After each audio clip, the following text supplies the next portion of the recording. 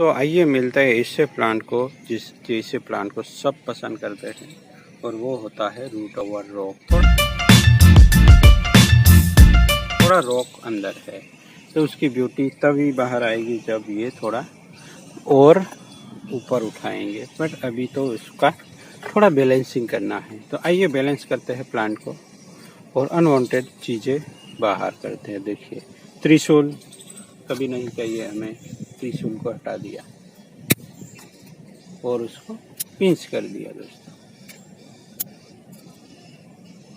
अभी भी हम बेनिफिट लेंगे, यानी मैं क्या करता हूँ 4 इंटरनोट के बाद 1 2 3 4 यानी ऊपर से थोड़ा मैं पिंच करूँगा इस प्लांट को। तो क्या होगा दोस्तों, पहले भी समझा चुका हूँ। अब ग्रोथ होगा गारंटी ऊपर के 2 पत्तों में, नीचे के पत्ते से अभी ग्रोथ नहीं होगा। याद रखिए, अगर 4 इंटरनोट के बाद ट्रिम किया है हमने तो यहाँ अभी ग्रोथ नहीं होगा, यहाँ ग्रोथ होगा। तो बेनिफिट क्या होगा, ये जल्दी से मोटी होगी ब्रांच और फिर हम उसको पूरा चॉप कर देंगे। फिर यहाँ से जो ग्रोथ होगा उसको हम फाइनल डिज़ाइन में लेंगे। ये बेसिक समझना बहुत ही ज़रूरी।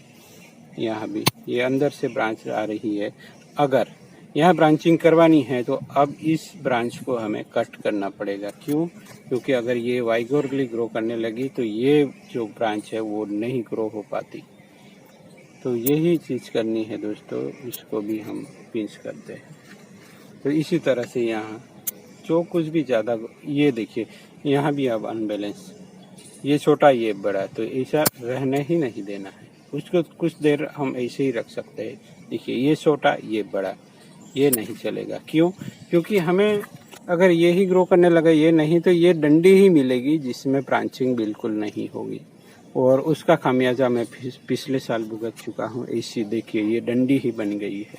तो उसको तो पूरा चॉप कर सकते हैं, बट अभी उसको इस तरह से रखते हैं। तो यही चीज़ें करनी है दोस्तों। पिछले साल का खामियाजा अब नहीं भुगतेंगे हम। अब हम उस पर नज़र बनाए रखेंगे। ये भी देखिए बहुत ही लंबी है, तो मैं चलिए उसके ट्रिम ही कर देता हूँ। और त्रिशूल नहीं बनने देना है, त्रिशूल नहीं, नो त्रिशूल, ये याद रखे। एक जगह से 3 ब्रांचें बिल्कुल भी नहीं। यहाँ देखिए त्रिशूल है, पीछे एक है। यही अगर अब इस ब्रांच इतनी बड़ी बढ़ गई है, यानी 1.5 फुट तक चली गई है, तो उसमें भी देखिए एक बड़ी है एक छोटी है, और यहाँ वाली ब्रांच तो काम की है ही नहीं। बट इन दोनों में बैलेंस बहुत ही ज़रूरी दोस्तों। वो बैलेंस नहीं करेंगे आप कभी ब्रांचिंग नहीं पाएंगे इस तरह से फाइकस में। और ये जबकि बहुत ही पॉपुलर फाइकस है, बहुत ही इजीली अवेलेबल रहता है। यहाँ त्रिशूल है और बिगिनर्स के लिए बेस्ट है, प्रैक्टिस के लिए। तो इसी तरह से ब्रांच से ढूंढ के निकाल ली है। देखिए यहाँ तो चौकड़ी बनी हुई है, 5 ब्रांचें हैं, तो ये ऊपर का सब उड़ा देना है।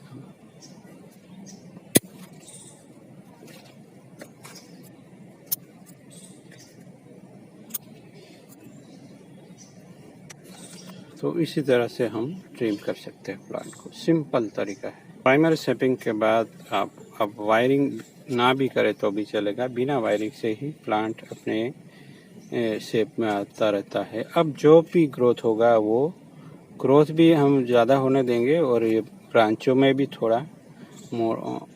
थोड़ी मोटी होगी ब्रांच। तो ये ऐसे ही ग्रो करने देंगे अब अक्टूबर तक, और अक्टूबर में फिर से उस पर काम करना होगा। और यहाँ एक काम और बाकी है कि पिछली बार की जो स्टेम है वो निकाल ली, यहाँ देखिए ये, और उसमें हम लगा देंगे फंगिसाइड। तो ये जो फंगिसाइड है वो दोस्तों तुरंत ही लगा दीजिए, जिससे उसका जो लिक्विड है उसमें ये थोड़ा मिले और थोड़ा बहुत पेनिट्रेट सा हो जाता है, तो जल्दी निकलता नहीं। और ऐसी जगह हमें फिनिशिंग करना है जिससे ये अच्छे से हीलिंग हो, इसलिए कटर ये इस्तेमाल होता है, बाकी ज़्यादा कुछ काम है नहीं।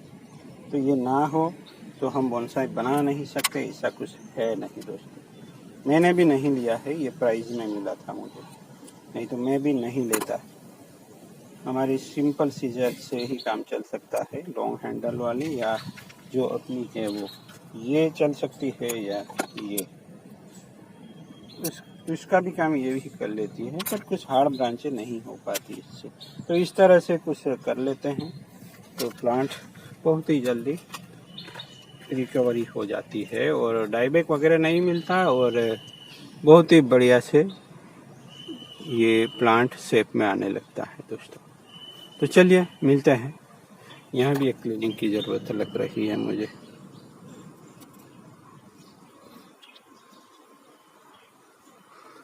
तो ये करते रहना है रेगुलर।